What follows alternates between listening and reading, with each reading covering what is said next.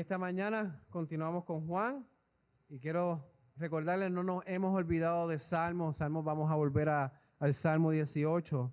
Pero en esta mañana vamos a continuar con el libro de Juan. Juan capítulo 1, versos del 14 al 18. Y este Juan capítulo 1 que vamos a estar leyendo continúa siendo del prefacio de Juan, la introducción que Juan da de su carta. La semana pasada estuvimos hablando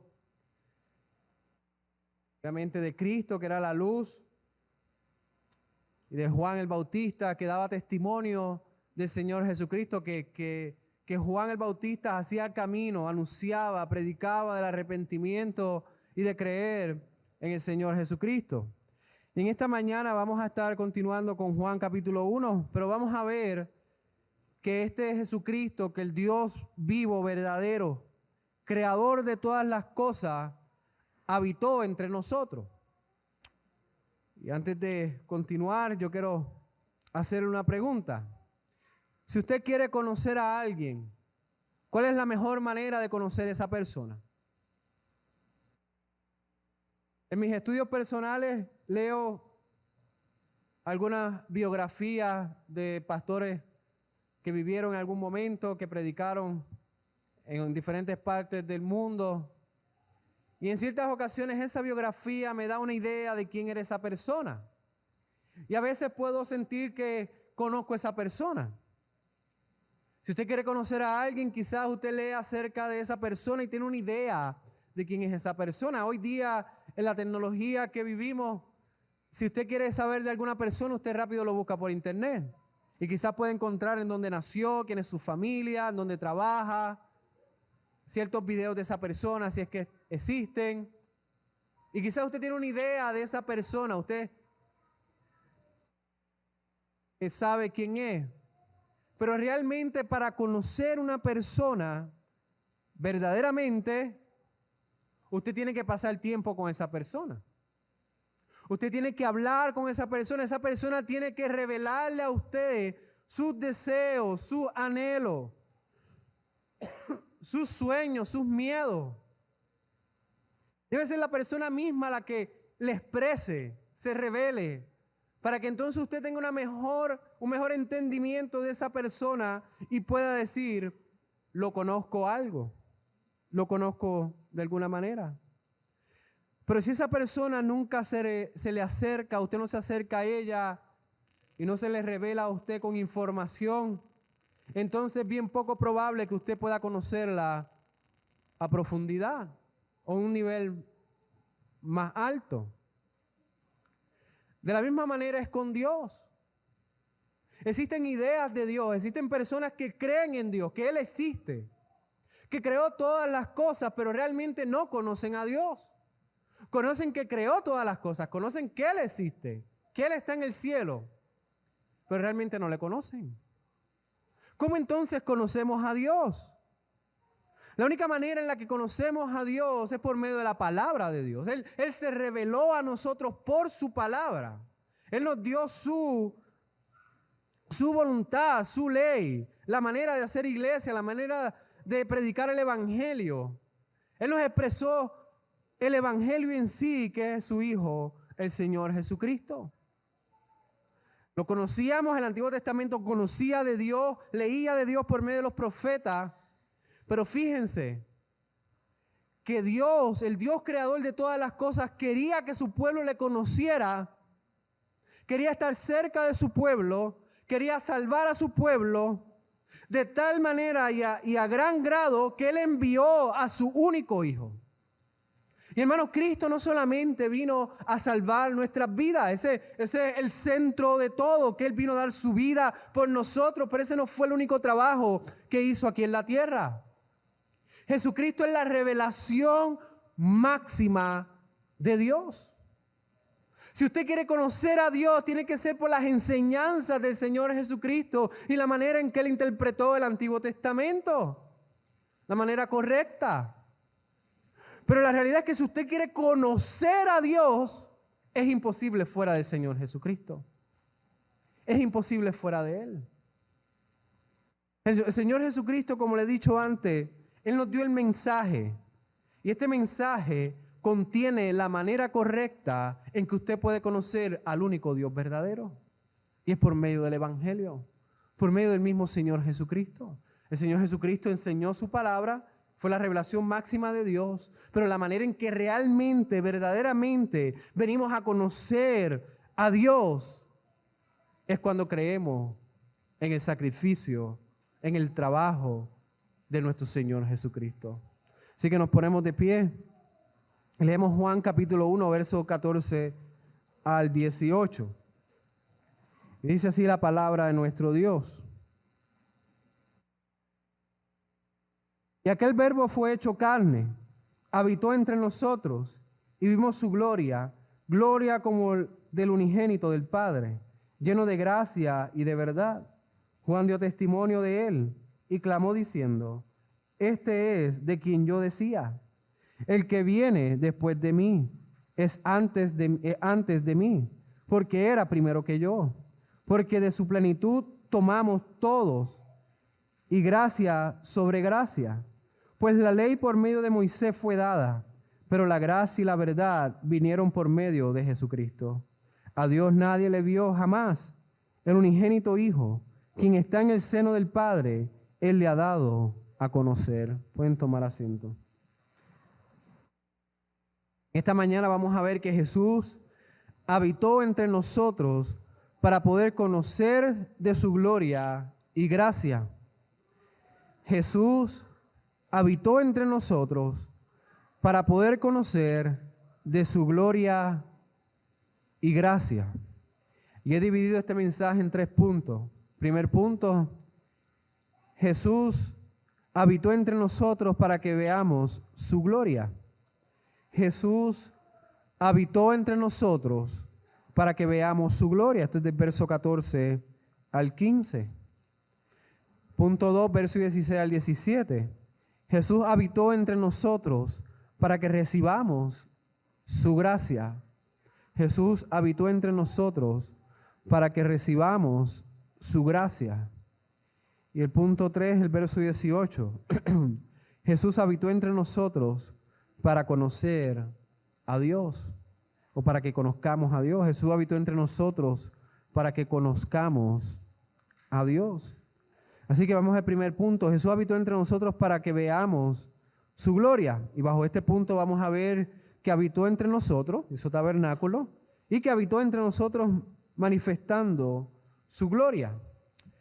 Así que vamos al primer verso. El verso 14 dice: y aquel verbo fue hecho carne y habitó entre nosotros y vimos su gloria, gloria como del unigénito del Padre, lleno de gracia y de verdad. Juan dio testimonio de él y clamó diciendo: este es de quien yo decía, el que viene después de mí es antes de mí, porque era primero que yo. Porque de su plenitud tomamos todos, y gracia sobre gracia. Así que aquí vemos que Juan comienza diciéndonos que Jesucristo habitó entre nosotros. Y fíjense que él vuelve a mencionar el verbo. Él dice: en el principio era el verbo, y el verbo era con Dios, y el verbo era Dios. Y Juan en el verso 14 dice: ese verbo que es antes de todas las cosas, que es eterno, que no es creado y que vivirá por toda la eternidad, ese verbo es Dios. Y ese Dios eterno vino a habitar, a morar entre nosotros. Él vino a vivir entre nosotros. Dios mismo, el creador de todas las cosas, el omnipotente, el que sabe todas las cosas, el que tiene poder sobre todas las cosas, el que puede hacer todo lo que está bajo su santa voluntad. Ese Dios vino a vivir entre nosotros. Vino a vivir con nosotros. Hermano, esto es una expresión que Juan da pensando en el Antiguo Testamento. Fíjense que en el verso 17, él menciona a Moisés. Y él menciona a Moisés por alguna razón, y es que en esta porción bíblica, él tiene en su mente el Antiguo Testamento. Él tiene en su mente en esos momentos en que Dios se reunía en la tienda, en la caseta de reunión, con su pueblo representado por Moisés.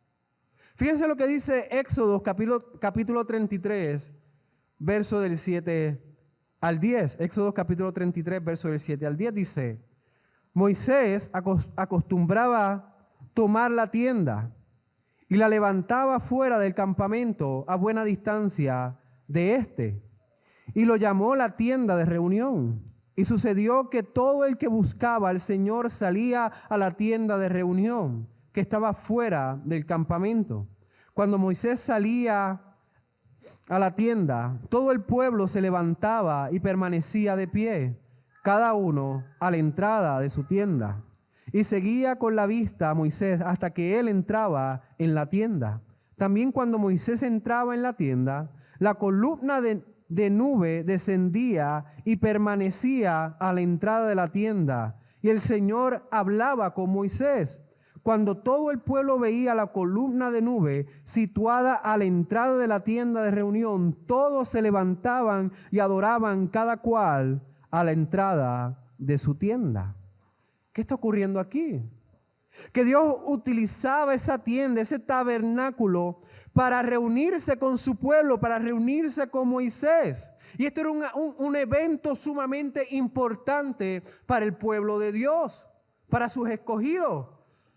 ¿Por qué? Porque era la manera en la que Dios revelaba su voluntad al pueblo. Fíjense que era tan importante que el pueblo se levantaba y se mantenía en pie hasta que entonces Moisés saliera y ellos alababan a Dios. Pero había algo importante, que la nube bajaba y permanecía en la entrada de la tienda. Esa era la presencia de Dios. Ese era Dios descendiendo, reuniéndose con su pueblo. Y hermano, este es el deseo que Dios ha tenido desde la creación. Y yo le he dicho muchas veces desde este púlpito: Dios no creó al hombre y a la mujer para dejarlos libres, solos, independientes en el jardín del Edén. El jardín del Edén en sí es un tabernáculo, es una tienda, es un templo, en donde el propósito que Dios tenía con crear al hombre y a la mujer era habitar con ellos por toda la eternidad. Ese era el propósito que Dios tenía. Que Adán adorara y glorificara a Dios para siempre. Él no creó al hombre y a la mujer para que se fueran independientes, brincando por los campos y comiendo el fruto y todo en el jardín. Dios lo creó para habitar con ellos, para que ellos gozaran de Dios, para que ellos disfrutaran, se deleitaran en su Creador.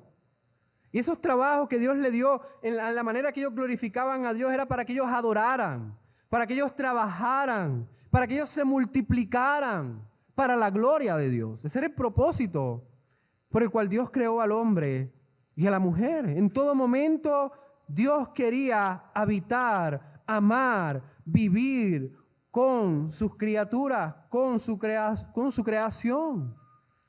Pero ¿qué ocurrió en el camino? Que Adán y Eva desobedecieron a Dios. Y esta desobediencia fue tan grande que ellos fueron destituidos de la gloria de Dios, porque obviamente el Dios 3 veces santo, el Dios puro, el Dios verdadero, había dado una instrucción a Adán, le había dicho: no comas de ese fruto porque vas a morir. Hay consecuencia, el pecado trae consecuencia y es la muerte. Y aunque ellos no murieron físicamente, la muerte entró al mundo. Ya no somos lo que deberíamos de haber sido. Ahora nuestro cuerpo va deteriorándose. Pero no solamente eso, lo peor de todo es que ellos murieron espiritualmente. Y con esa naturaleza pecaminosa nosotros nacemos muertos espiritualmente. Y ya esa coinonía, esa comunión con Dios, donde vivíamos, donde habitábamos con Dios, se rompió y ya el hombre vive según sus pasiones, según sus deseos, según sus anhelos. Y las pasiones del hombre van contrarias a la voluntad de Dios. Así que el pecado destruyó la alegría y la santidad del cual el hombre y la mujer disfrutaban en el Edén. Ya no existe en el pecado esa comunión, esa cohabitación con el Dios verdadero. ¿Y qué ocurrió luego? Hermanos, ¿qué ocurrió luego? El plan de Dios no cambió. Dios creó al hombre con la intención de habitar con ellos. Y el hombre pecó. ¿Pero qué ocurrió? Génesis 3:15. Yo creo que 1.000.000 de veces se pronuncia desde este púlpito.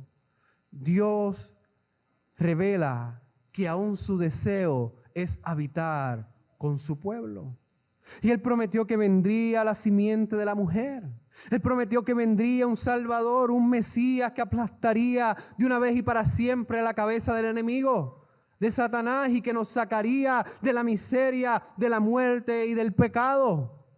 Y esa promesa se cumplió en el Verbo que habitó entre nosotros, se cumplió en Cristo Jesús. Así que cuando Juan dice que Él habitó entre nosotros, piensen en la tienda de reunión del cual Moisés participaba cuando se reunía con Dios. Dios se hizo tabernáculo entre nosotros. Dios habitó entre nosotros. Dios caminó entre nosotros y su pueblo pudo verlo. Hermano, esto no es cualquier cosa. Esto es algo grande. El Dios creador de todas las cosas, quien se reunía con Moisés en el Antiguo Testamento, se hizo carne. Habitó entre nosotros en un nivel más grande que en el Antiguo Testamento. Se hizo carne, tomó forma de hombre, tomó forma de nosotros y habitó, vivió y nos amó. El amor hizo que Cristo descendiera y tomara forma de hombre. Y hermano, no quiero que confundan. Dios se hizo hombre, Jesucristo habitó entre nosotros, pero Él no minimizó su deidad. Él era 100% hombre, pero Él era 100% Dios. Él continuaba siendo Dios. Así que no hay ninguna minimización entre decir, no, es que Dios se reunía con Moisés. Dios se le aparecía en las nubes a Moisés. No, pero es que también Dios vivió entre nosotros. Dios habitó, Dios caminó. Dios le habló al hombre y a la mujer en un tiempo determinado. Es Dios mismo, dejando su gloria celestial, dejando su trono por un momento y bajó a la tierra a vivir con nosotros. Y no quiere decir que Él en su humillación dejó de ser rey. Él continuaba siendo rey. ¿Pero por qué vino? Hermanos, ¿por qué Cristo vino? ¿Por qué Él habitó entre nosotros? Porque el anhelo de Dios es habitar, es vivir con su pueblo. Y Él nos vino a enseñar el único camino a la salvación. Él nos vino a enseñar el único mensaje que nos lleva a habitar nuevamente con Dios, a vivir en comunión con Dios. Él nos vino a demostrar y a enseñar el Evangelio. Él vino a decir que no hay otro camino, que no hay otra manera en la cual podamos volver a habitar con Dios fuera de Él mismo, fuera de Cristo Jesús. De tal manera amó Dios al mundo, dice Juan. De tal manera amó Dios al mundo. Es tan grande el amor que Dios le tiene a su pueblo, que tuvo que venir Él mismo para buscar a su pueblo rebelde, a su pueblo pecador. Él vino a presentarnos la única manera en la que el hombre y la mujer pecadora pueden disfrutar nuevamente de Dios para siempre. Y habitó entre nosotros manifestando su gloria. Dios quería que viéramos su gloria. Dios quería que fuéramos testigos de su gloria. Juan fue testigo de esta gloria. En Mateo 17, 1 al 3 dice: 6 días después Jesús tomó con el Padre a Jacob y a Juan, su hermano, con Pedro, a Jacob y a Juan, su hermano, y los llevó aparte a un monte alto. Delante de ellos se transfiguró y su rostro resplandeció como el sol y sus vestiduras se volvieron blancas como la luz. En esto se le apareció Moisés, Elías hablando con él. Hermano, aquí se mostró la gloria de Dios. Aquí se mostró la gloria de Cristo. Acuérdense que Juan tiene en su mente el Antiguo Testamento. Cuando el pueblo de Dios veía una manifestación de la gloria de Dios, ellos temían. Ellos quedaban asombrados. Ellos quedaban, no eran los mismos cuando veían esa gloria manifestada de Dios. Era un evento significativo en la vida del pueblo de Dios a tal punto que lo tenemos en las Escrituras. Hermano, la manifestación de la gloria de Dios no es algo insignificante. Es algo de gran peso para nosotros. Es Dios queriendo revelarse a nosotros y decir: yo soy el único Dios verdadero y esta es mi gloria, este es mi poder presentado delante de ustedes. Hermano, eso fue lo que ocurrió con Cristo Jesús. Juan tiene la transfiguración donde Cristo se transfiguró y resplandeció en una luz brillante para manifestar su gloria. ¿Por qué? Porque Cristo quería enseñar a su pueblo, a sus discípulos, que Él es la revelación máxima de Dios. En Hebreos 1:3 dice: Él es el resplandor de su gloria, la expresión exacta de su naturaleza y sostiene todas las cosas por el poder de su palabra. Es decir, el que vio a Cristo ve a Dios. El que ve la manifestación de la gloria de Dios en Cristo Jesús ha visto la manifestación de la gloria de Dios en sí misma. Jesucristo se transfiguró para decir: yo soy Dios que habito entre ustedes. Yo soy Dios que vine a salvarlo del pecado y de la muerte. Juan experimentó esa gloria. Y hermano, déjeme decirle que todo aquel que ha creído y se le ha regalado la fe por gracia en Cristo Jesús también ha sido testigo de la gloria de Dios. Hermano, su corazón fue transformado por el poder del Espíritu Santo para que ustedes pudieran ver la majestad y la gloria de Cristo de tal manera que ustedes creyeran en Él. Que ustedes creyeran en el Hijo de Dios. Y así como en el Antiguo Testamento, todo aquel que experimenta la gloria de Dios no es la misma persona. Es un evento importante. Hermano, si usted ha puesto la fe en Cristo Jesús, yo estoy seguro que usted no es el mismo hombre ahora y antes de Cristo. ¿Por qué? Porque la gloria de Dios transforma nuestros corazones. Porque el Espíritu Santo nos da un corazón que ame, que anhele servirle a Dios y amar a Dios. Porque el Espíritu Santo nos lleva a asombrarnos por la majestad de Cristo, de tal manera que ya nosotros no queremos crecer, sino que Cristo es el que queremos que crezca en nosotros.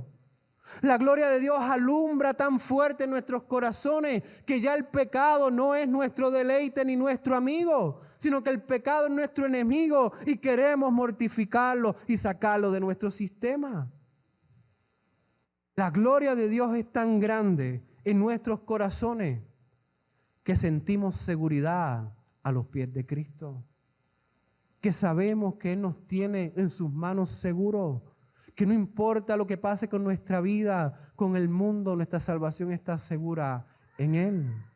La gloria de Dios, todo aquel que ha puesto la fe y tiene el testimonio de que es hijo de Dios, ha experimentado la gloria de Dios, de la transformación que el Espíritu Santo hace en nuestras vidas. Y queremos estar con Él y queremos admirar su gloria cada vez más. Y tercero, Jesús habitó entre nosotros para que recibamos su gracia. Primero Él dice Fíjense el verso 17 dice, el 17, pues la ley por medio de Moisés fue dada, pero la gracia y la verdad vinieron por medio de Jesucristo. Juan continúa pensando en el Antiguo Testamento.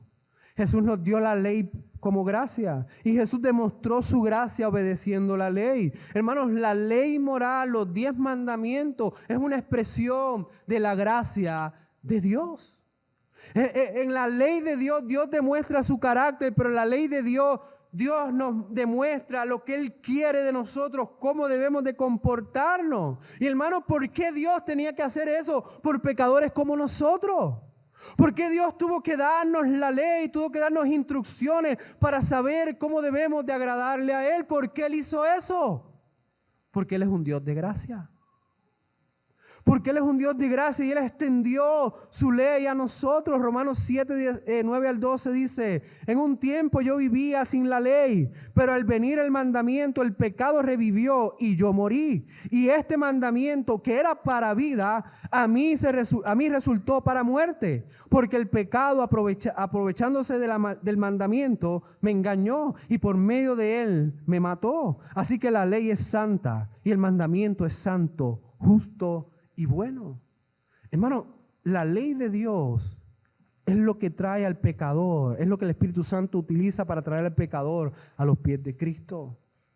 La ley de Dios manifiesta que somos pecadores, que estamos cortos de agradar a Dios. La ley de Dios es la que manifiesta y expone el corazón del pecador, dejándole saber que vive sin Cristo, vive sin Dios, y sus hechos, sus acciones, sus pensamientos y sus labios van dirigidos a la maldad.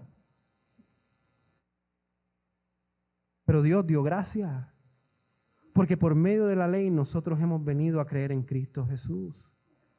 ¿Cómo? Porque Jesús demostró gracia por medio de la ley.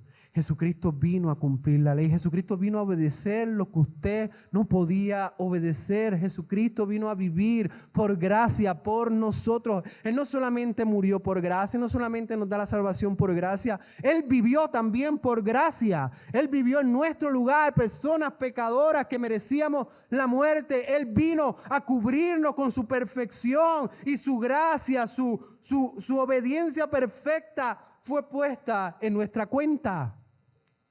Él no solamente nos da la ley, sino que Dios dijo, yo te demuestro la gracia por medio de la ley, yo mismo cumpliendo la ley.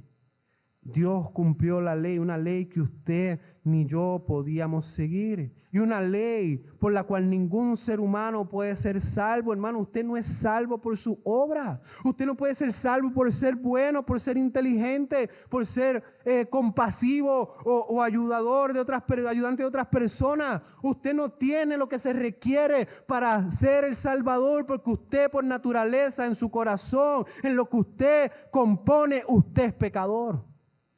Todo su ser es pecador y no puede ser salvo.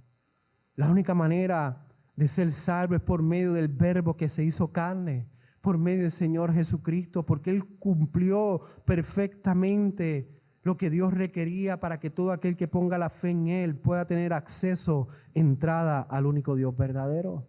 Y por último, Jesús habitó entre nosotros para conocer a Dios. A Dios nadie le vio jamás. El unigénito Hijo que está en el seno del Padre, Él le ha dado a conocer.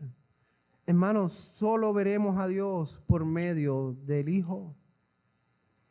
Él habita en luz inaccesible. A Dios nadie lo ha visto y nadie lo verá jamás. Entonces, ¿cómo vemos a Dios? Por medio del Hijo. Por medio de Jesucristo vemos a Dios. Por ese hombre que habitó entre nosotros, Dios mismo, es por lo cual únicamente podemos ver a Dios. Y no solamente ver a Dios, podemos conocer a Dios.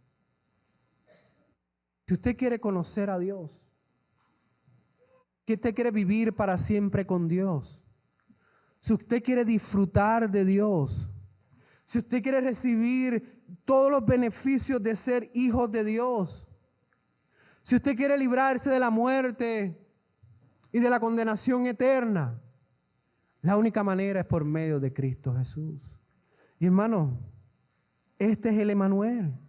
Esta es la razón de la Navidad, esta es la razón por la que festejamos el Adviento en este tiempo del año.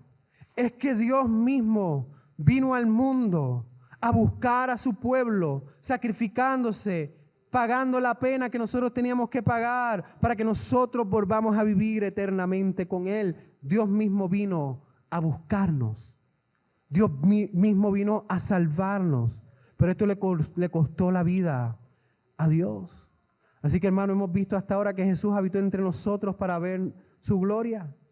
También vimos que Jesús habitó entre nosotros para que recibamos su gracia. Y vimos también que Jesús habitó entre nosotros para conocer a Dios.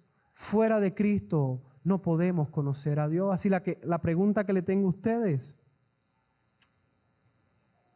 ¿usted conoce a Dios? ¿Usted conoce a Dios o simplemente por información externa de usted cree que Dios existe y creó todas las cosas? No es lo mismo que conocer a Dios personalmente a través de su Hijo. Hermano, lo que celebramos hoy domingo es lo que celebramos todos los domingos del año. La encarnación de Cristo. Si usted es creyente, gocémonos, regocijémonos, porque Dios envió al Salvador y le hemos conocido por su gracia. Pero si usted no ha conocido al Hijo, no conoce al Padre, si ha rechazado el Evangelio, ha rechazado al Hijo y ha rechazado al Padre. Y no hay ninguna manera en la que usted se pueda regocijar sabiendo que luego de la muerte vivirá eternamente en la perdición. Este es el momento. Este es el momento en que Dios extiende su gracia. Este es el momento en que Dios pacientemente continúa ofreciendo su evangelio.